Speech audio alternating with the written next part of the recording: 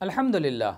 جو فقہائے کرام یہ کہتے ہیں کہ صلاۃ اگر خشوع سے خالی ہے تو اسے دہرانا فرض ہے، ان کی ایک دلیل یہ بھی ہے کہ شریعت مطہرہ کی نظر میں صلاۃ کے اندر اللہ کے لیے اخلاص، حضور قلب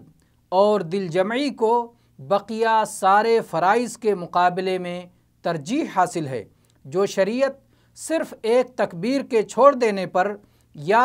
کسی ایک رکن میں اعتدال کے فوت ہو جانے پر یا فرض قرات میں کوئی حرف یا تشدید کے چھوٹ جانے پر یا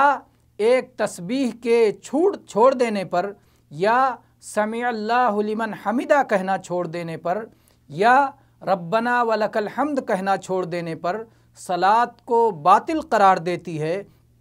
اس شریعت کے بارے میں یہ کیسے خیال کیا جا سکتا ہے کہ صلاۃ کی روح،